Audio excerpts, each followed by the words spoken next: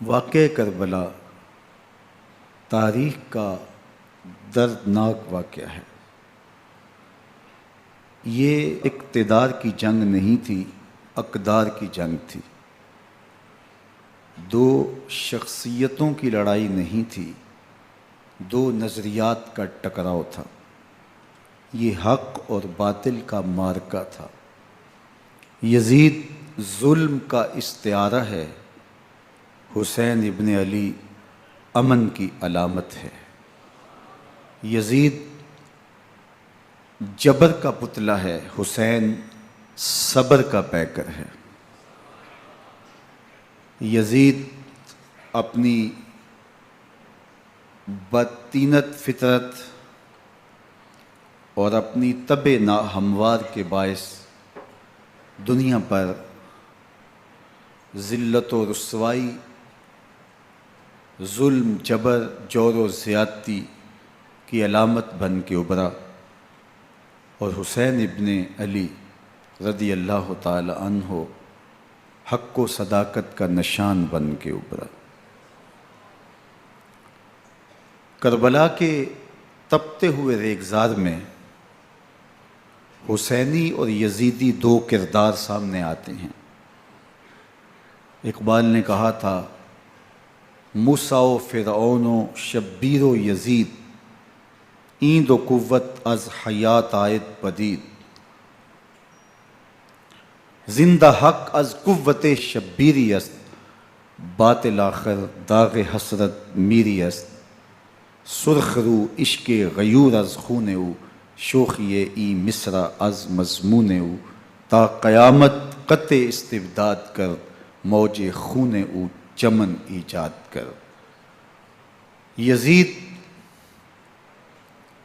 بہدل کی بیٹی محسون کا ناپاک بیٹا تھا، اور حسین محمد عربی کی بیٹی فاطمہ کا شہزادہ تھا۔ یزید دمشق کے اطراف میں سرجون اور جریر اختل جیسے اوباشوں کے جھرمٹ میں پل کے جوان ہوا۔ حسین کے گھر کا دروازہ مسجد نبوی کے اندر کھلتا تھا۔ یزید نشے میں دھت ہو کر کے نمازیں چھوڑ دیتا تھا۔ حسین کی کربلا کے اندر بھی نماز تہجد قضا نہیں ہوئی۔ یزید ظلم کا دوسرا نام ہے، حسین امن کی علامت ہے۔ یزید نے زندگی میں ایک مرتبہ حج کیا اور شراب کے مٹکے ساتھ لے کے آیا، اور اختل اور دیگر گویوں اور مغنیوں کو اپنے ساتھ رکھا تاکہ سفر آسانی سے کٹے۔ حسین ابن علی نے 25 حج سواری ہونے کے باوجود پیدل کیے۔ یزید حج بیت اللہ کے بعد مدینہ المنورہ آیا اور شراب کی ایک مجلس بپا کی۔ حضرت امام حسین رضی اللہ تعالی عنہ جب وہاں پہنچے تو شراب کی پھیلی ہوئی بدبو کو محسوس کرتے ہوئے فرمایا، یہ بو کیسی ہے؟ تو نشے میں دھت یزید بولا، یہ شام میں بنتی ہے، اور ایک جام منگوایا اور اس کو پیتے ہوئے دوسرا جام حضرت امام حسین رضی اللہ تعالی عنہ کی طرف بڑھاتے ہوئے کہا، ابا عبداللہ لیجئے۔ تو حضرت امام حسین رضی اللہ تعالی عنہ نے فرمایا، میں اس کی طرف دیکھتا بھی نہیں ہوں، اور پھر وہ عشقی اشعار پڑھنے لگا۔ جب یزید کی شراب نوشی کا منظر امام حسین رضی اللہ تعالی عنہ اپنی آنکھوں سے دیکھ چکے تھے تو مجھے بتاؤ، یزید کے ہاتھ پہ امام حسین کا پاک ہاتھ کیسے آتا؟ حضرت امام حسین رضی اللہ تعالی عنہ جس ماحول میں پلے تھے، جس ماحول میں پرورش پائی تھی، جس ماحول میں رہے تھے، وہ پاکیزہ اور تقدس مآب ماحول تھا۔ اور یزید کبھی اطراف دمشق میں، کبھی غوطہ میں، کبھی الخضرہ محل میں، اور کبھی کہاں داد عیش دیتا رہا اور لہو و لعب کے اندر مصروف رہا۔ اور اس کی زندگی ان چیزوں سے عبارت تھی۔ وہ محرمات کو حلال قرار دیتا، شراب نوشی اس کی ہڈیوں میں رچی ہوئی تھی، اور شریعت بیضا کا مذاق اڑایا کرتا۔ اور حسین ابن علی رضی اللہ تعالی عنہ کی دوستیاں جن لوگوں سے تھی وہ عبداللہ ابن عباس تھے، عبداللہ ابن عمر تھے، حضرت عبد الرحمن بن ابو بکر رضی اللہ تعالی عنہ تھے۔ یزید تو جوا کھیلتا رہا، یزید تو قمار بازی کرتا رہا، یزید تو شراب نوشی کرتا رہا، اور حسین ابن علی مسجد نبوی کے ممبر میں حضور کے پہلوؤں میں بیٹھتے رہے۔ زمانے نے وہ منظر دیکھا کہ سرخ رنگ کے جوڑے پہنے ہوئے حسنین کریمین حجرہ فاطمہ سے نکلتے ہیں، کم عمری کی وجہ سے کبھی گرتے ہیں کبھی سنبھلتے ہیں، اور آقا کریم خطبہ ارشاد کر رہے ہیں، خطبہ چھوڑ کے حضور نے شہزادوں کو اٹھا لیا۔ وہ منظر بھی زمانے نے دیکھا۔ حضرت عبداللہ بن شداد کہتے ہیں کہ حضور سجدے میں تھے اور سجدہ اتنا طویل ہو گیا، ہمیں لگا یا تو وحی کا نزول ہو رہا ہے یا پھر اللہ کا حکم آ گیا اور اللہ کے محبوب کی روح قبض کر لی گئی۔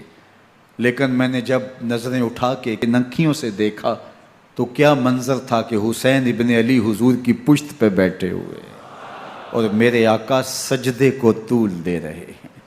اللہ اکبر! حسین کے لیے پیغمبر کے سجدوں کو طول دیا جا رہا ہے۔ حسین ابن علی کبھی ممبر پہ حضور کی اطراف میں بیٹھتے ہیں، وہ منظر بھی دنیا نے دیکھا کہ حضور کے مبارک کندھوں پر حسین ابن علی بیٹھے ہیں اور حضور کی زلفوں کو پکڑا ہوا ہے۔ تو حضرت عمر رضی اللہ تعالیٰ عنہ دیکھ کے کہتے ہیں واہ واہ کیسی سواری میسر آئی حسین ابن علی کو۔ تو میرے آقا مسکرا کے کہتے ہیں عمر سواری دیکھتے ہو سوار بھی تو دیکھو۔ اللہ اکبر! حضرت اسامہ بن زید بن حارثہ رضی اللہ تعالیٰ عنہ فرماتے ہیں رات کا ایک پہر گزر گیا اور مجھے حضور سے کوئی کام تھا، میں آقا کریم کی خدمت میں حاضر ہوا، در دولت پہ دستک دی، حضور تشریف لائے تو چادر اوڑی تھی، بکل کی ہوئی تھی میرے حضور نے، تو میں نے اپنی حاجت کہی تو حضور نے میری حاجت پوری کر دی۔ لیکن ایک منظر میں نے دیکھا کہ حضور نے جو چادر کی بکل فرمائی تھی اس کے اطراف میں پہلوؤں میں ابھار تھے جس طرح اندر کوئی ہو۔ مجھ سے نہ رہا گیا، میں نے پوچھ لیا، میں نے کہا بندہ نواز چادر کے اندر کیا ہے؟ فکشفہ، تو حضور نے چادر کو کھول دیا، فائز الحسن والحسین علی ورکہ، تو کہتے ہیں میں نے اپنی آنکھوں سے دیکھا ایک پہلو سے امام حسین لپٹے ہوئے تھے، ایک پہلو سے امام حسن لپٹے ہوئے تھے۔ فرمایا یہ میرے بیٹے ہیں، یہ میری بیٹی کے بیٹے ہیں، اے اللہ میں ان سے پیار کرتا ہوں، تو بھی ان سے پیار کر، جو ان سے پیار کرے اس سے بھی پیار کر۔ ان کی محبت کا درس دیا، ان کے پیار کا سبق پڑھایا، کہا ان سے پیار کرنے والا میرے سے پیار کرنے والا ہے، ان سے بغض رکھنے والا میرے سے بغض رکھنے والا ہے۔ ان کی تکلیف حضور کو بے چین کر دیتی تھی۔ حضرت سیدہ فاطمہ الزہرا رضی اللہ تعالی عنہ کے گھر کے قریب سے گزرے تو حضرت امام حسین کے رونے کی آواز آ رہی تھی، تو آقا کریم علیہ السلام نے فرمایا کہ فاطمہ حسین کو چپ کرواؤ، اللہ تعالیٰ انا بقاءہ یوزینی، تو جانتی نہیں حسین کا رونا مجھے دکھ دیتا ہے۔ حسین ابن علی کو حضور رونے نہیں دیتے تھے، ان کو دکھی نہیں ہونے دیتے تھے، کیونکہ رسول اللہ صلی اللہ علیہ وسلم جانتے تھے کہ یہ کتنے دکھ سہے گا، کتنی تکلیفوں سے گزرے گا اور کتنے مصائب سہے گا۔ زمانے نے وہ گھڑیاں بھی دیکھیں کہ حضرت حذیفہ بن یمان رضی اللہ تعالیٰ عنہ فرماتے ہیں کہ میں حضور کی خدمت میں نماز مغرب کی ادائیگی کے لیے حاضر ہوا، اور میں نے یہ اجازت خاص طور پہ اپنی ماں سے اس شرط پہ لی تھی کہ امی آپ مجھے اجازت دیں، میں حضور کی خدمت میں حاضر ہوتا ہوں، مغرب کی نماز بھی ادا کروں گا اور پھر حضور سے عرض کروں گا حضور میرے لیے اور میری ماں کے لیے بخشش کی دعا کر دیجئے۔ ماں نے اس شرط پہ اجازت دے دی اور میں حضور کی خدمت میں آ گیا، نماز مغرب ادا کی، سلام پھرا تو میرے دل میں آرزو تھی میں حضور سے عرض کروں حضور میرے لیے اور میری ماں کے لیے مغفرت کی بخشش کی دعا کر دیں، لیکن حضور عبادات میں ذکر میں نوافل میں ایسے مشغول ہوئے کہ میں آرزو رکھنے کے باوجود بھی عرض نہ کر سکا۔ خیر نماز عشاء کا وقت ہوا، اذان پکاری گئی، حضور مصلی پہ آئے، نماز پڑھی، سلام پھرا، تو میرے دل میں پھر خیال آیا کہ ماں سے ایک نماز کی چھٹی لی تھی، نمازیں بھی 2 ہو گئیں، ماں نے جاتے ہی پوچھنا ہے، حضور سے میرے لیے اور اپنے لیے مغفرت کی، بخشش کی دعا کروائی تھی، تو کیا جواب دوں گا؟ اور حضور اٹھے اور کاشانہ اقدس کی طرف چل دیے۔ اب میرے دل میں یہ خیال رہ کے آ رہا تھا کہ ماں کو کیا جواب دوں گا؟ میں تو حضور سے بخشش و مغفرت کی دعا کروا ہی نہیں سکا۔ جب حضور چل پڑے تو غیر ارادی طور پہ میں بھی حضور کے پیچھے چل پڑا۔ چلنے میں تھوڑی سی رفتار تیز ہو گئی، جس سے قدموں کی آہٹ پیدا ہوئی۔ تو جب آواز پیدا ہوئی تو حضور نے رخ پھیرے بغیر فرمایا، من ھذا، میرے پیچھے پیچھے کون آ رہا ہے؟ پھر خود ہی کہا، حذیفہ تو نہیں؟ تو میرا دل دھڑک رہا تھا، قلت نعم، میں نے کہا جی حضور، میں حذیفہ ہوں۔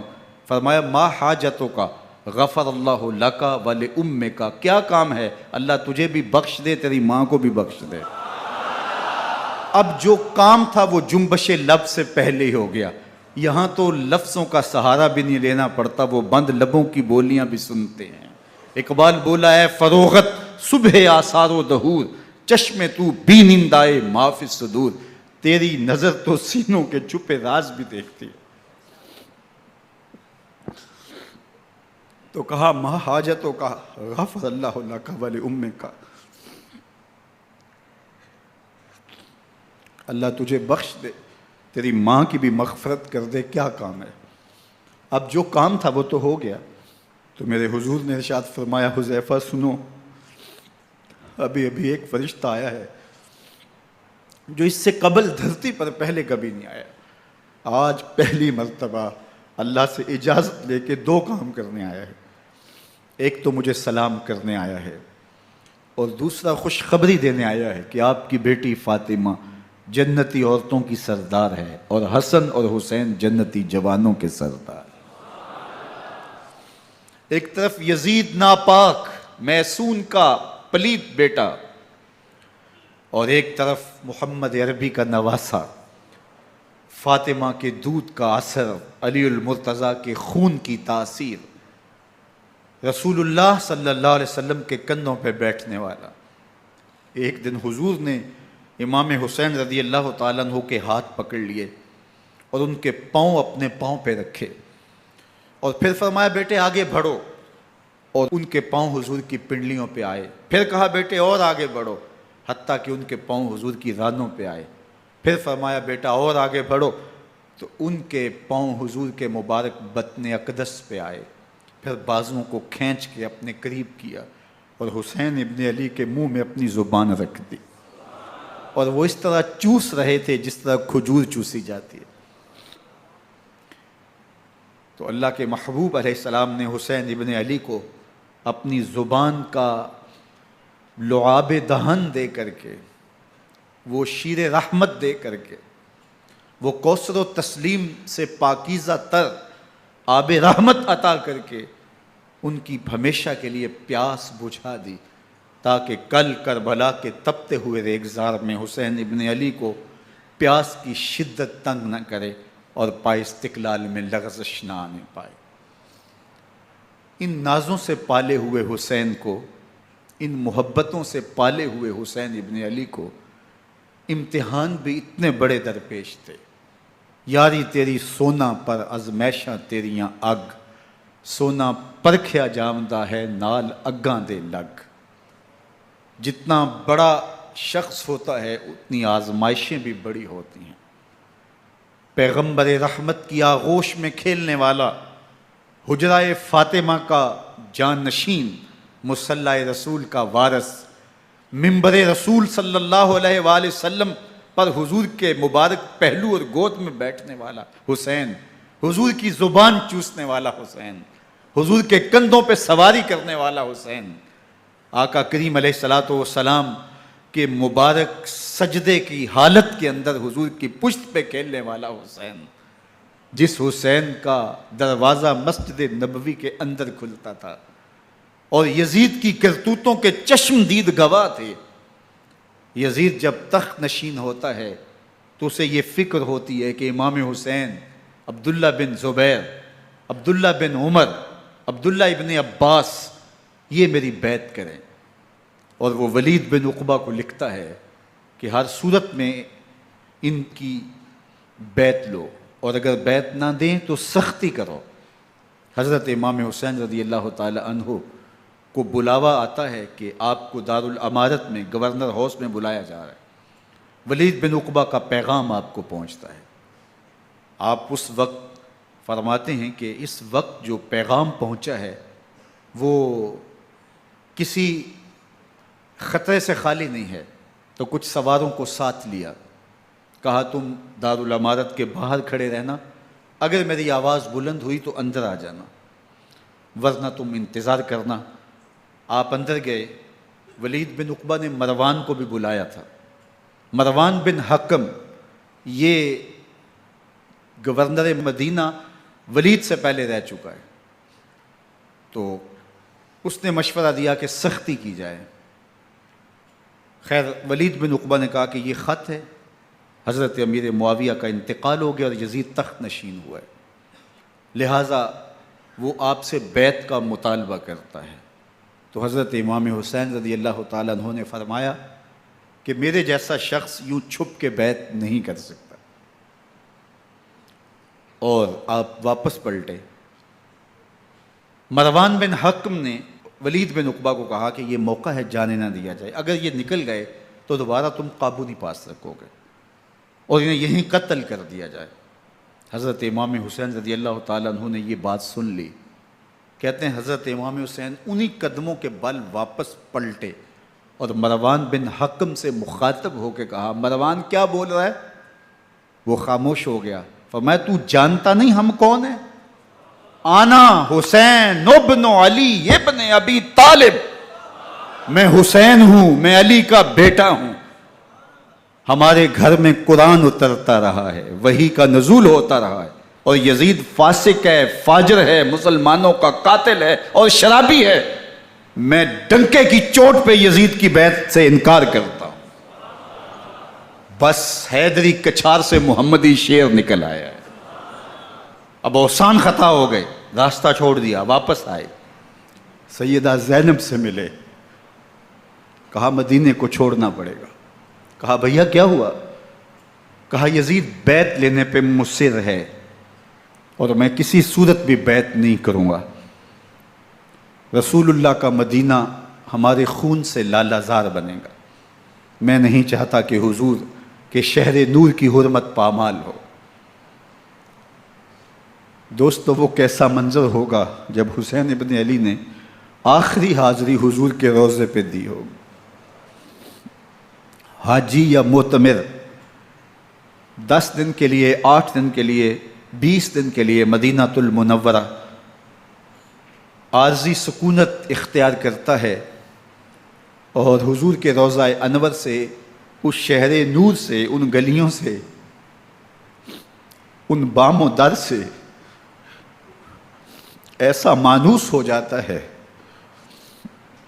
کہ جب واپس پلٹ رہا ہوتا ہے ان دعاؤں کے ساتھ کہ دوبارہ آنا بھی نصیب ہو، اور اسے لگتا ہے کہ میں دوبارہ بھی بلایا جاؤں گا، لیکن اس کے باوجود شہر حبیب چھوڑنا قیامت سے کم نہیں ہوتا. اعظم چشتی مرحوم آخری بار جب حضور کے روضہ انور پہ گئے تو بیمار تھے، ویل چیئر پہ تھے. باب بقی سے باہر نکلے تو خادم سے کہا کہ میری ویل چیئر پیچھے سے کھینچو تاکہ میرا رخ روضہ انور کی طرف رہے. اور وہ پیچھے سے کھینچتا چلا جا رہا ہے. اور جب باب مکہ سے پیچھے جنت البقیع کے قریب سے گنبد خضرا نگاہوں سے اوجل ہونے لگا تو اعظم چشتی مرحوم نے کہا، جان بدن سے نکلتی ہے اعظم، جان بدن سے نکلتی ہے اعظم، کوئی آسان ہے مدینے سے جدا ہونا، کوئی آسان ہے مدینے سے جدا ہونا. یہ اس شخص کی کہانی ہے جو 10 دن، 5 دن، مہینہ، 2 ماہ وہاں رہتا ہے اور پھر اس شہر کو چھوڑ کے آنا اس کے لیے آسان نہیں ہوتا. اور مجھے بتاؤ کہ حسین جو پیدا مدینے میں ہوا، جس کے گھر کا دروازہ مسجد نبوی کے اندر کھلتا تھا، جو مسجد نبوی کے اندر پرورش پا کے جوان ہوتا ہے اور مدینے کی گلیوں میں کھیلتا رہا، اس حسین ابن علی کے لیے مدینہ چھوڑنا، اور پھر وہ اس بات کا علم اور شعور رکھتے تھے کہ یہ آخری بار حضور کے در پہ حاضری ہے، دوبارہ اس شہر نور میں نہیں آ سکوں گا، تو کیا قیامت ہوگی اور کیا منظر ہوگا۔ محمد بن حنفیہ کے علاوہ خاندان نبوت کے جتنے لوگ تھے ان سب نے شہر مدینہ کو الوداع کہا، اور رات کے موقع میں مدینہ المنورہ کو، مسجد نبوی کو چھوڑ کر کے مکہ کی جانب عازم سفر ہوئے۔ 3 شعبان المعظم کو مکہ المکرمہ پہنچتے ہیں، ادھر کوفیوں کے خطوط آنے شروع ہو جاتے ہیں۔ حضرت امام حسین رضی اللہ تعالیٰ عنہ مسلم بن عقیل رضی اللہ تعالیٰ عنہ کو صورتحال معلوم کرنے کے لیے بھیج دیتے ہیں۔ 40,000 کوفی آپ کے ہاتھ پہ بیعت کر لیتے ہیں۔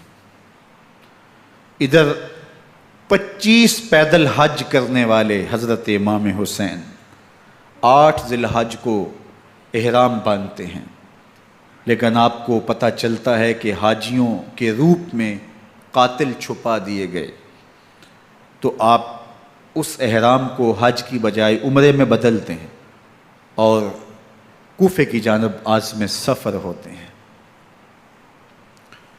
کائنات والو، ذرا سینے پہ ہاتھ رکھ کے دیکھو کہ یہ کتنا مشکل مرحلہ تھا۔ اس دین کی آبرو کو بچانے کے لیے حضرت امام حسین رضی اللہ تعالیٰ عنہ نے کتنا بڑا قدم اٹھایا۔ آپ کے بہیخہ، دوست، احباب عبداللہ بن عمر یہ سارے روکتے ہیں۔ عبداللہ بن عباس کہتے ہیں حضرت نہ جائیے، الکوفی لا یوفی، کوفی کبھی وفا نہیں کرتے، آپ کے والد کو وہاں شہید کیا گیا، لیکن آپ ایک فرض کو نبھانے جا رہے ہیں۔ میرے غم گسارو، میرے مہربانوں، نہ روکو مجھ کو جانے دو، مجھے نانے کے دی کی ڈوبتی کشتی بچانے دو، میں جاتا ہوں کہ دنیا پر وفا کا نام رہ جائے، میں رہوں نہ رہوں پر عظمت اسلام رہ جائے۔ میں نہیں جاتا تو نبی کے گھر کی آن جاتی ہے، میں نہیں جاتا تو نبی کے گھر کی آن جاتی ہے، تمہارا دین جاتا ہے، میری غیرت ایمان جاتی ہے۔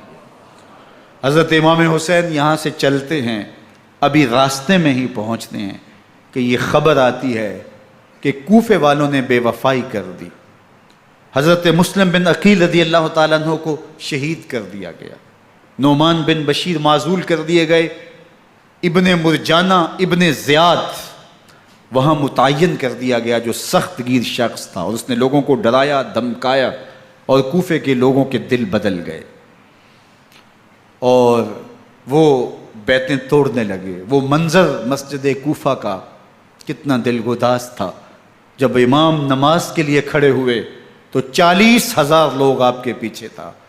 جب سلام پھیرا اور امام نے دیکھا کہ پیچھے لوگ نہیں ہیں، پھر لوگوں نے اپنے دروازے بھی بند کر لیے۔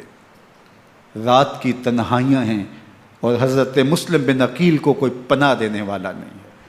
لوگوں نے دروازے بند کر لیے کہ کہیں ہمارے گھر میں نہ آ جائیں اور ہم مشقت اور حکومتی تشدد کا شکار نہ ہوں۔ کتنا دردناک لمحہ ہے حضرت مسلم بن عقیل رضی اللہ تعالیٰ عنہ پہ، اور پھر حضرت مسلم بن عقیل بے دردی سے شہید کر دیے جاتے ہیں۔ آپ ابھی راستے میں ہیں، یہ ساری کہانی پہنچتی ہے کہ حضرت مسلم شہید کر دیے گئے اور بے دردی سے شہید کر دیے گئے۔ وہ جنہوں نے خط لکھے تھے کہ ہم آپ کے ساتھ ہیں اور ہم منتظر ہیں، چشم برا ہیں، آپ کے قدموں کی چاپ سننے کے لیے بےتاب ہیں، آج انہوں نے بیتیں توڑ دی۔ 40,000 کوفی منحرف ہو گئے۔ مسجد کوفہ کا وہ منظر کس قدر روح کو تڑپا دینے والا تھا۔ ہم پچھلے سال عصر اور مغرب کے درمیان جب کوفہ پہنچے تو سورج ڈوبنے کے قریب تھا۔ میں نے اپنی زندگی میں اتنا اداس موسم کہیں نہیں دیکھا جتنا اداس موسم کوفے میں دیکھا۔ ایسے لگتا تھا جس طرح کوفے کی آب و ہوا آج بھی شرمندہ ہے۔ جو مسلم بن عقیل اور خاندان نبوت کے ساتھ اہل کوفہ نے کیا، حضرت امام حسین رضی اللہ تعالیٰ عنہ کو ان کے بہی خواہوں نے، اعزاء نے، اقربا نے، دوستوں نے، آوان و انصار نے، ساتھیوں نے کہا کہ حضرت حالات یکسر تبدیل ہو گئے، اب ہمیں مراجعت کر جانی چاہیے، واپس پلٹ جانا چاہیے۔ تو حضرت امام حسین کافی سوچ بچار میں رہے، پھر اس کے بعد آپ نے فیصلہ کیا کہ ہم آگے بڑھیں گے۔ دوستوں نے کہا کہ حضرت اگر آپ آگے بڑھیں گے تو ہمیں لگتا ہے کہ وہ آپ کے ساتھ سلوک اچھا نہیں کریں گے اور آپ بچوں کے سامنے پیاسے شہید کر دیے جائیں گے۔ تو حضرت امام حسین رضی اللہ تعالیٰ عنہ نے وہاں ایک خطبہ ارشاد فرمایا کہ لوگوں تم جو مجھے بتا رہے ہو مجھے اچھی طرح معلوم ہے، جو تم مجھے منظر پیش کر رہے ہو وہ میری نگاہوں میں ہے، اور جو کچھ ہونے والا ہے چشم تصور وہ منظر دیکھ رہی ہے۔ چونکہ حضرت امام حسین رضی اللہ تعالیٰ عنہ کی شہادت کی خبر حضرت امام حسین کے پیدا ہوتے ہی خاندان نبوت میں عام تھی۔ حضور علیہ الصلوۃ والسلام کو یہ بات جبریل امین نے آ کے بتائی تھی جب حسین ابن علی کے ساتھ حضور محبت کا اظہار کر رہے تھے، تو یہ جبریل امین نے آ کے کہا تھا حضور آپ کا یہ بیٹا عرض طف میں شہید کر دیا جائے گا، اور کربلا کی مٹی لا کے حضور کو دی اور ام سلمہ کو حضور نے عطا کر دی۔ حضرت ام سلمہ کہتی ہیں کہ ایک دن میں سوئی تو خواب دیکھا کہ حضور کے مبارک بال بکھرے ہوئے ہیں اور سخت پریشان ہیں، تو میں نے کہا کہ حضور آپ کی یہ کیا حالت ہے؟ وَبِيَدِهِ قَارُورَةٌ، اور حضور کے ہاتھ میں ایک شیشی ہے، فیہا دمن، جس کے اندر خون ہے۔ تو میں نے کہا حضور یہ کیا؟ فرمایا میں قتل گاہ حسین سے آ رہا ہوں اور یہ حسین ابن علی کا خون ہے۔ تو کہا 10 محرم کا دن تھا، دوپہر کا یہ منظر تھا، میں کیلولہ کر کے اٹھی، جب میں نے دیکھا تو وہ شیشی جس میں کربلا کی مٹی رکھی تھی وہ خون بن چکی تھی۔ تو یہ خبر پہلے دی گئی تھی، یہ بتا دیا گیا تھا۔ فرمایا میرے دوستو جو تم مجھے بتاتے ہو میں اس سے بے خبر نہیں ہوں، یہ سب کچھ ہونے والا ہے، لیکن اس کے باوجود میں کیوں جا رہا ہوں؟ تو آپ کا ایک تاریخ ساز جملہ ہے جو کربلا کے فلسفے کو ہمارے سامنے رکھتا ہے کہ یہ اتنا بڑا امتحان کیوں دیا۔ حضرت امام حسین رضی اللہ تعالیٰ عنہ نے فرمایا وَلَكُمْ فِيَّ أُسْوَةٌ، میں اس لیے جا رہا ہوں قیامت تک ظلم، جبر اور ناانصافی کے خلاف کھڑے ہونے والوں کے لیے کوئی نمونہ تو ہو۔ میری زندگی قیامت تک ظلم، جبر اور استحصالی نظام کے خلاف کھڑے ہونے والوں کے لیے نمونہ ہے۔ تو حضرت امام حسین رضی اللہ تعالیٰ عنہ نے حق اور باطل کے درمیان ایک سرخ لکیر کھینچ دی اپنے خون سے۔ اب حق اور باطل کا امتیاز کرنا مشکل نہیں ہے، کوئی باطل پہ اڑا رہے تو الگ بات ہے، لیکن امتیاز کرنا مشکل نہیں ہے۔ حدود بالکل واضح کر دیں۔ اقبال نے یہاں کتنی خوبصورتی کے ساتھ اس مضمون کو نبھایا۔ سرخ رو عشق غیور از خون او، شوخی این مصرع از مضمون او، تا قیامت قطع استبداد کر، موج خون او چمن ایجاد کر۔ ایک جہاں آباد کر دیا، حق اور باطل کی راہیں اجال دی۔ اب لوگوں کو یزید کا چہرہ پہچاننے میں دیر نہیں لگتی، وقت کے ہر یزید کا چہرہ آسانی سے پہچانا جا سکتا ہے۔ یہ معرفت زمانے کو کروائی کس نے؟ حسین ابن علی نے کروائی رضی اللہ تعالی عنہ۔ تو حضرت امام حسین نے فرمایا کہ جو میرے ساتھ ہونے والا ہے میں اچھی طرح جانتا ہوں، لیکن میں اس کے باوجود آگے بڑھوں گا۔ پھر بڑھے اور کربلا میں جا کے خیمہ زن ہو گئے۔ 7 محرم کو پانی بند کر دیا گیا۔ پانی بند ہوا تو کھانا بھی میسر نہیں تھا، لیکن ذکر پانی کا ہوتا ہے اس لیے کہ کھانے کے بغیر انسان کئی دن کاٹ لیتا ہے، لیکن پانی کے بغیر گزر نہیں ہوتی۔ تو فرات کی نہر سامنے اپنی موجوں کے ساتھ چمک رہی ہے، لیکن ایک قطرہ آب بھی آل رسول کو نہیں دیا جا رہا۔ کائنات کے اندر ایسے انوکھے امتحان بھی ہوتے ہیں۔ وارث ہوں ساقی کوثر کے، مالک ہوں حوض کوثر کے، اور بیٹے ہوں ساقی کوثر کے، اور آج ایک بوند پانی کی بھی میسر نہ ہو۔ صبر کا امتحان ہے، عزیمت کا امتحان ہے۔ حضرت امام حسین رضی اللہ تعالیٰ عنہ خیمہ زن ہو گئے۔ 3 دن تک پانی بند رہتا ہے۔ 9 محرم کو رات کی تنہائی میں حملہ آور ہونا چاہتے ہیں، لیکن آپ نے کہا کہ ہمیں اللہ کے حضور عبادت اور ذکر کے لیے وقت دیا جائے۔ ساری رات ذکر میں گزرتی ہے، عبادات میں گزرتی ہیں۔ رات کے اندھیرے میں آپ چراغ بجھا دیتے ہیں۔ آوان و انصار کو کہتے ہیں کہ ان کی دشمنی میرے ساتھ ہے، انہیں میرا خون چاہیے، اگر تم رات کی تاریکی میں نکل جاؤ تو میں تم سے کوئی مواخذہ نہیں کروں گا، اور یہ بھی تمہارا پیچھا نہیں کریں گے، اس لیے کہ ان کا مطلوب تم نہیں ہو، ان کا مطلوب میں ہوں۔ جب چراغ جلایا تو کوئی بھی نہیں گیا۔ مسلم بن نوسجہ کھڑے ہو کے کہتے ہیں، حضرت اگر ہمارے بدن کو 70 بار کاٹا جائے اور جلایا جائے اور ہواؤں میں اڑا دیا جائے پھر بھی آپ کا ساتھ نہیں چھوڑیں گے۔ 70 سال کے بوڑھے ہیں حبیب بن مظاہر، کہتے ہیں حضرت آپ کو چھوڑ کے جائیں کہاں، آپ کو چھوڑ کے جائیں کہاں، کوئی ساتھ چھوڑنے کے لیے تیار نہیں ہے۔ پیاس ہے، سخت گرمی ہے، کربلا کا ماحول ہے، 72 افراد اور خاندان کی خواتین میدان کربلا میں خیمہ زن ہیں۔ دوسری طرف لشکر اعداء اشقیا 22,000 کی تعداد میں مقابلے میں، ایک روایت 30,000 کی ہے۔ ان صرف 72 پیاسے لوگوں کے لیے اتنے لوگوں کو جمع کرنے کا مقصد خوف زدہ کرنا تھا۔ شرط ہے کہ یا یزید کی بیعت کر لیں، محاصرے توڑ دیں گے، پانی دستیاب ہوگا، اعزاز و اکرام سے نوازا جائے گا، خزانوں کے منہ کھول دیے جائیں گے۔ لیکن حسین ابن علی کہتے تھے سب کچھ لٹ جائے گا، باطل کے ہاتھ پہ ہاتھ نہیں رکھوں گا۔ اللہ اکبر۔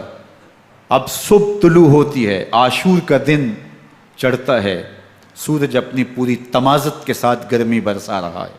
آج خاندان نبوت کا امتحان زمانے نے دیکھنا ہے۔ رسول اللہ کا لعاب چوسنے والا اس کے صبر کا آج امتحان ہے۔ حضور کے کندھوں پہ کھیلنے والے حسین کا آج امتحان ہے۔ اللہ اکبر۔ حسین ابن علی تمام حجت کرتے ہیں، میں نے تمہارا کچھ نہیں بگاڑا، میں نے کسی کا خون نہیں کیا، میں نے کوئی زیادتی نہیں کی، تم کیوں میرے قتل کے در پہ ہو؟ تم جانتے نہیں میں کون ہوں؟ میں تمہارے نبی کا نواسا ہوں، رسول اللہ صلی اللہ علیہ وآلہ وسلم کے کندھوں پہ کھیلتا رہا ہوں، حضور کا لعاب چوستا رہا ہوں، اور میں بوسہ گاہ رسول صلی اللہ علیہ وآلہ وسلم ہوں۔ لیکن ان اشقیاء کے دل پر کوئی چیز اثر انداز نہیں ہوتی۔ ایک ہور ہے، اللہ اس کے دل میں نرمی ڈالتا ہے۔ پہلے تو امام حسین کو گھیر کے لے کر کے آتا ہے، لیکن بعد میں وہ قافلہ یزید سے قافلہ حسین کی طرف آ جاتا ہے۔ امام حسین فرماتے ہیں تو دنیا میں بھی ہور ہے، آخرت میں بھی ہور ہے، آزادی مل جاتی ہے۔ باقی 22,000 کا لشکر جرار امام حسین کے قتل کے در پہ ہے۔ پھر تاریخ نے خاندان نبوت کا وہ انوکھا امتحان دیکھا۔ حضرت امام حسین کے بچے بالخصوص خواتین پیاس کی شدت میں حلق خشک ہیں۔ حضرت سکینہ تڑپ کے اپنے باپ سے کہتی ہیں کہ مجھے 6 ماہ کے علی اصغر کی پیاس نہیں دیکھی جا رہی۔ بچے کو ہاتھوں پہ اٹھاتے ہیں اور نہر فرات کے کنارے پہنچ کے فرماتے ہیں اشقیاء سے مخاطب ہو کے تمہارا معاملہ میرے ساتھ ہے، اس 6 ماہ کے بچے نے تمہارا کچھ نہیں بگاڑا، اور چلو بھر کے اس کا حلق سیراب کرنا چاہتے ہیں۔ ایک 2 شاخہ تیر آتا ہے جو حضرت علی اصغر کے گلے کو چیر دیتا ہے۔ راوی لکھتے ہیں کہ وہ عام تیر نہیں تھا، جانوروں کو شکار کرنے کے لیے جو بڑے تیر ہوتے ہیں وہ 2 شاخہ تیر تھا۔ وہ گردن کو کاٹ دیتا ہے، خون بہنے لگتا ہے، گردن لٹک جاتی۔ حضرت امام حسین وہ بہتا ہوا خون اپنے چلو میں لیتے ہیں اور آسمان کی طرف اچھال کے کہتے ہیں مالک حسین کی یہ قربانی بھی قبول فرما۔ یہ تماشا لب بام نہیں ہے، بچہ بیمار ہو ڈاکٹر جواب دے دیں، ماں باپ کے ہاتھ پھول جاتے ہیں، زندگی کی سانسیں ابھی چل رہی ہوتی ہیں، لیکن ڈاکٹر کہے کہ یہ میرے بس کا روگ نہیں ہے، کہیں اور لے جاؤ، تو زندگی کا لف و نشر غیر مرتب ہو جاتا ہے۔ میں سلام پیش نہ کروں حسین ابن علی کو، 6 ماہ کا علی اصغر ہاتھوں میں دم توڑتا ہے، گردن لٹک جاتی ہے، خون بہہ رہا ہے، اب خیموں کی طرف بڑھ رہے ہیں، لیکن زبان پہ شکایت نہیں ہے، کہتے ہیں مالک حسین کی یہ قربانی قبول کر لے۔ اب خیموں کی طرف آنا، شہر بانوں ام رباب سیدہ زینب حضرت سکینہ سلام اللہ علیہا کا سامنا کوئی آسان کام نہیں تھا، لیکن حسین ابن علی آتے ہیں، شہزادے کو یہاں خیموں کے قریب رکھ کے کہتے ہیں کہ یہ حوض کوثر سے سیراب ہو گیا ہے۔ اللہ اکبر، کوہرام مچ جاتا ہے خیموں کے اندر، کیا منظر ہوگا اور ان کو کن الفاظ کے پیرائے میں ڈھال کر کے ان کیفیات کو بیان کیا جا سکتا ہے جو اہل بیت کے خیموں کے اندر علی اصغر کی شہادت کے بعد کا منظر رقم ہو رہا ہوگا۔ اللہ اکبر، ادھر اشکیا آوازیں دے رہے ہیں، مبارزت کے لیے پکار رہے ہیں۔ زمانے نے پھر وہ منظر بھی دیکھا کہ جوان بیٹے کو 18 سال کی کمائی حضرت امام حسین میدان عمل میں بھیج رہے ہیں۔ وہ علی اکبر جو حسین کا نور نظر ہے، آنکھوں کا قرار ہے، دل کی تسکین ہے۔ اور پھر حضرت علی اکبر جب گھوڑے کی زین سے فرش زمین پہ گرتے ہیں تو باپ کو آواز دیتے ہیں، اور حضرت امام حسین جو ہے وہ آگے جا کے بیٹے کی لاش اٹھاتے ہیں۔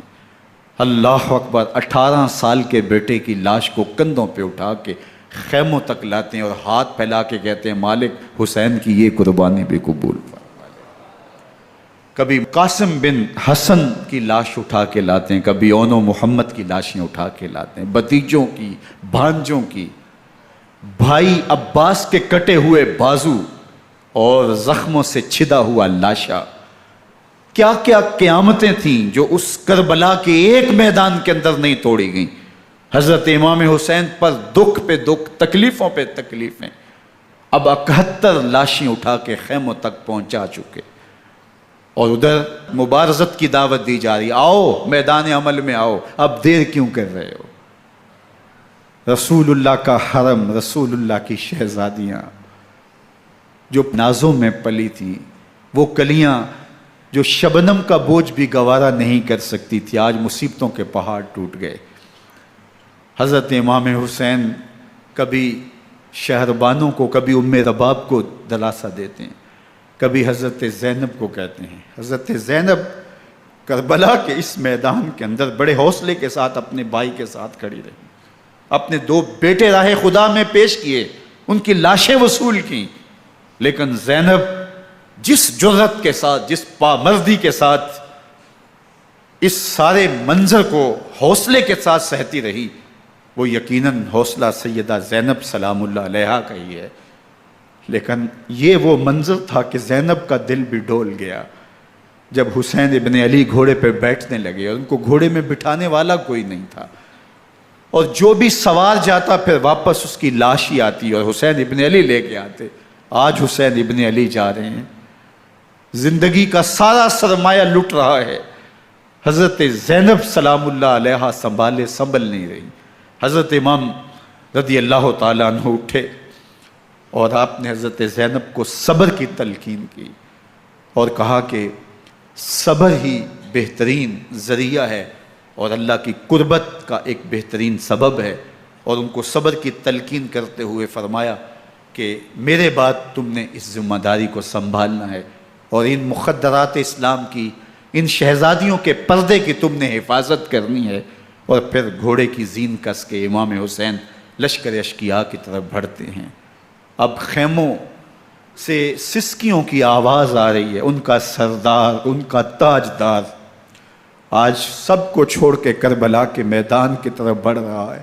جرم کیا کیا، قصور کیا کیا، اس نے کیا زیادتی کی کہ آج نیزوں اور انیوں کے مقابلے میں 22,000 کا لشکر حضرت امام حسین پہ ٹوٹ پڑتا ہے۔ آپ پھر اتمام حجت کرتے ہیں، میں نے کسی کو قتل نہیں کیا، خون ناحق نہیں بہایا، میرے خون کے درپے کیوں ہو، اپنی آخرت کیوں برباد کرتے ہو، تم جانتے نہیں میں کون ہوں، میں تمہارے نبی کا نواسا ہوں۔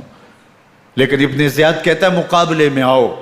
پھر حضرت امام حسین رضی اللہ تعالیٰ عنہ مقابلے میں آتے ہیں، اور جب گھوڑے کو ایڑ لگا کے دشمن اشقیاء پہ ٹوٹتے ہیں تو پھر ایسا منظر ہوتا ہے کہ وہ بھیڑ بکریوں کی طرح آگے بھاگتے ہیں۔ 71 زخم کلیجے پہ لیے شجاعت کا یہ پیکر جب میدان میں آتا ہے، آواز آتی، یہ کون ذی وقار ہے، بلا کا شاہ سوار ہے، لباس ہے پھٹا ہوا غبار سے اٹا ہوا، تمام جسم نازنی چھدا ہوا کٹا ہوا، یہ نبی کا نور عین ہے، یہ بالیقین حسین ہے، یہ حسین ابن علی ہے رضی اللہ تعالیٰ عنہ۔ پھر چاند بادلوں میں گھر جاتا ہے، شامی ہنڈے تیر برساتے ہیں، تلواروں سے آپ کے بدن پر ضربیں لگاتے ہیں اور نیزوں سے آپ کے بدن کو پرو دیتے ہیں۔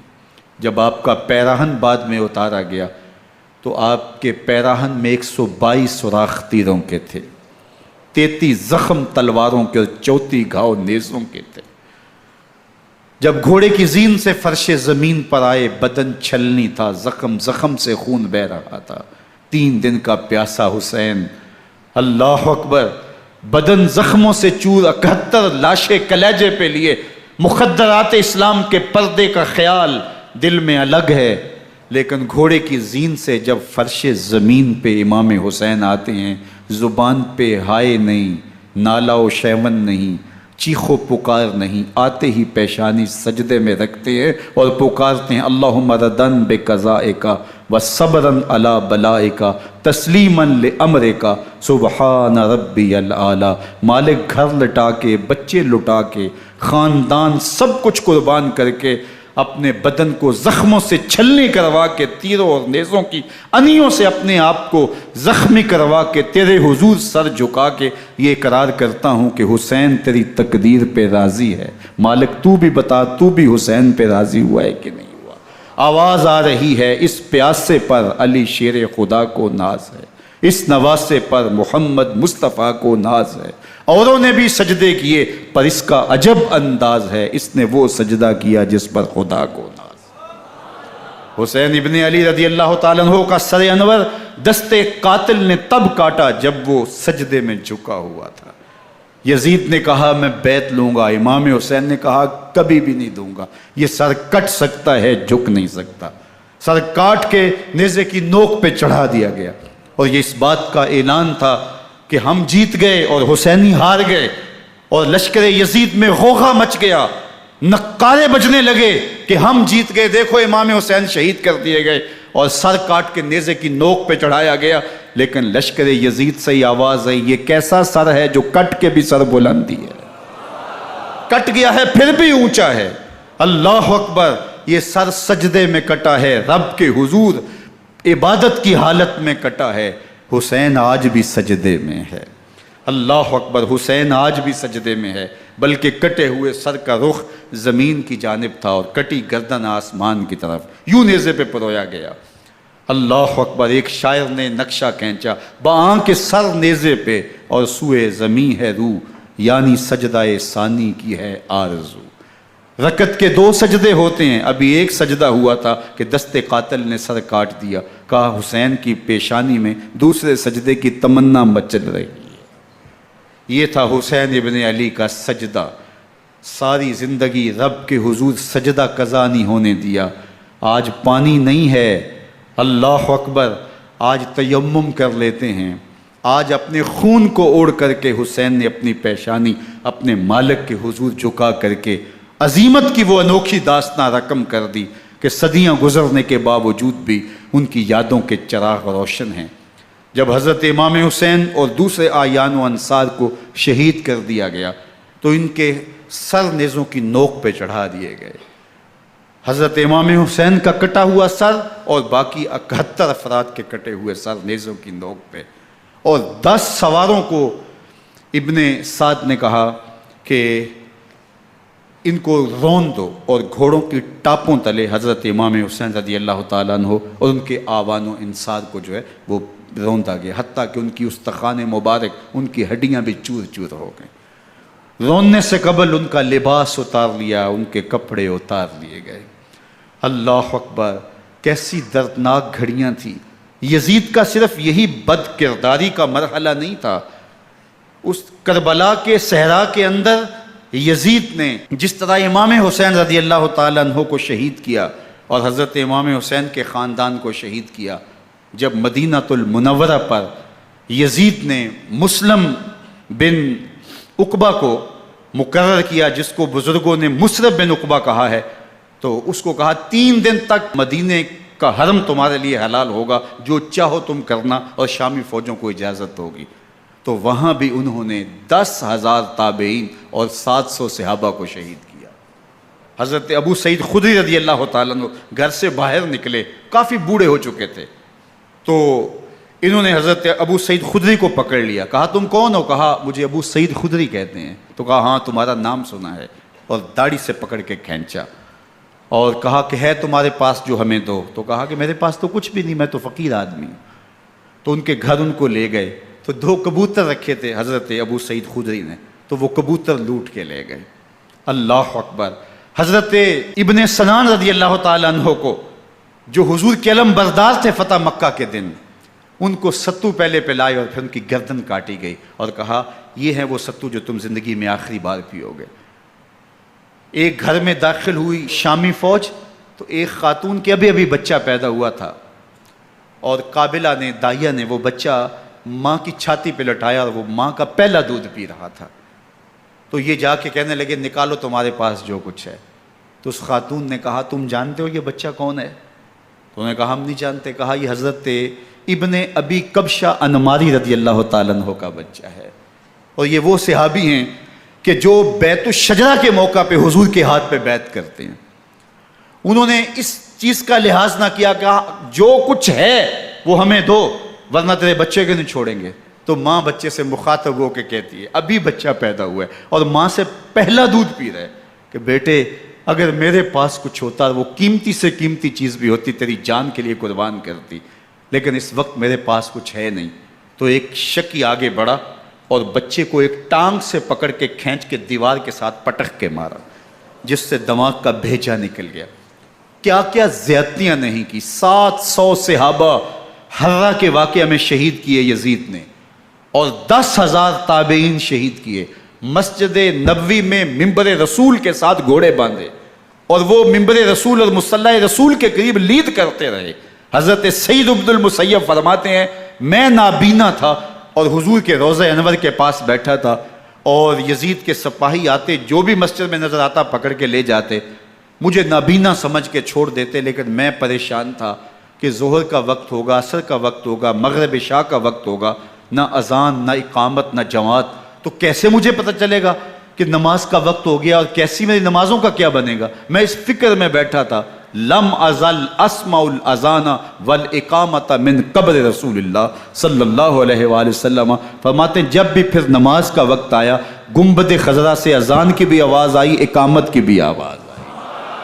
3 دن تک مسجد نبوی کے اندر گھوڑے بندے رہے، اور مدینہ کی حرمت پامال کی۔ مدینہ کے گھروں کے اندر یہ بدکماش داخل ہوئے، اور جو بدکاریاں انہوں نے کی، کلیجہ منہ کو آتا ہے۔ 1002 شیزائیں ان بدکاروں کی بدکاریوں کی وجہ سے کنواری حالت کے اندر حاملہ ہوئی۔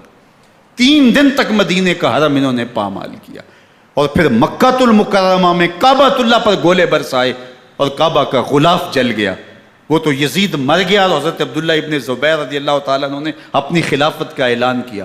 یزید کے یہ کرتوت تھے، ادھر اہل مدینہ کو ستایا، ادھر اہل مکہ کو ستایا، اور رسول اللہ صلی اللہ علیہ وسلم کے خانوادے کی بے حرمتی اور توہین کی۔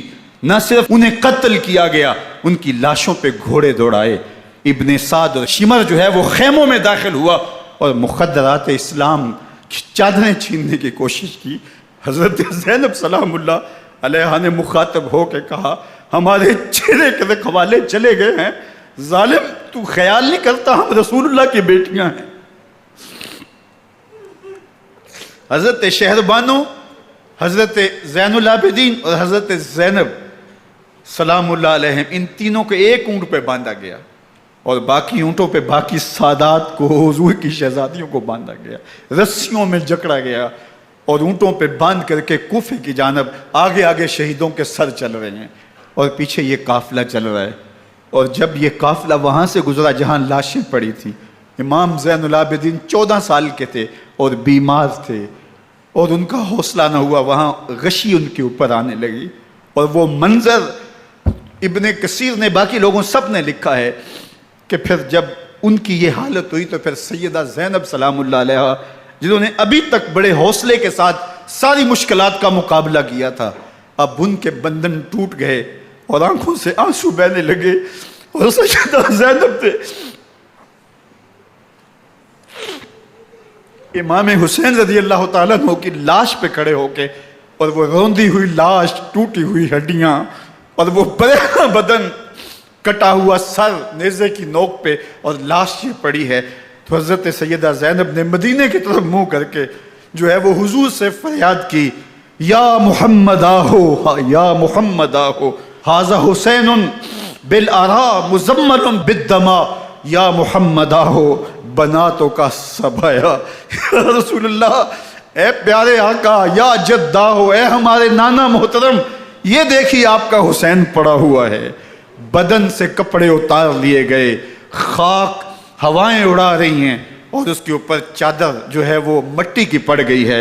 حضور آپ کی اولاد کاٹ دی گئی، اور پھر کہا بناتوں کا سبایا، حضور دیکھیے آپ کی بیٹیوں کے ہاتھ باندھ دیے گئے ہیں، اونٹوں پہ کس دیا گیا ہے، سر شہیدہ آگے آگے چل رہے ہیں، اور حضرت سیدنا امام حسین کا آگے آگے سر ہے۔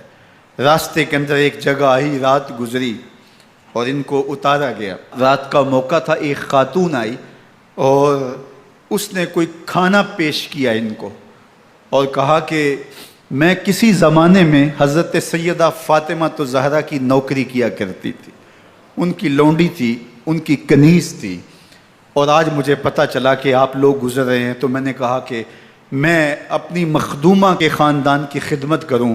اور پھر اس نے کہا کہ اس وقت سیدہ کی گود میں ایک 6-7 ماہ کی بچی تھی جس کو زینب کہا کرتے تھے، تو سیدہ زینب نے کہا کہ اماں اگر پہچانتی ہو تو وہ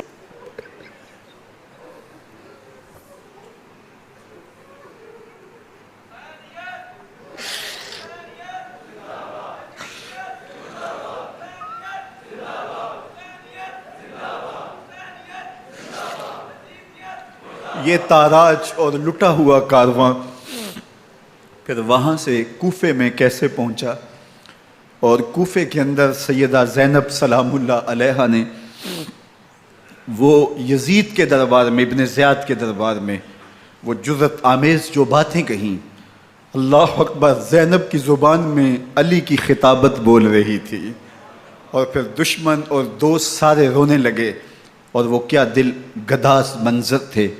اور پھر یہ سروں کا قافلہ اور سادات کرام کا مشکیں کسی ہوئی ہیں اور اونٹوں پہ باندھے ہوئے، ان کو وہاں سے پھر قادسیہ، اور قادسیہ سے پھر دمشق یزید کے دربار میں پہنچایا گیا، اور وہاں سے یہ لٹے ہوئے خانمہ برباد تاراج لوگ مدینہ المنورہ میں کیسے پہنچے، اور اہل مدینہ نے کیسے استقبال کیا، اور وہ منظر کتنا دلگداز تھا جب اہل مدینہ زینب سے پوچھتے تھے زینب حسین کہاں ہے؟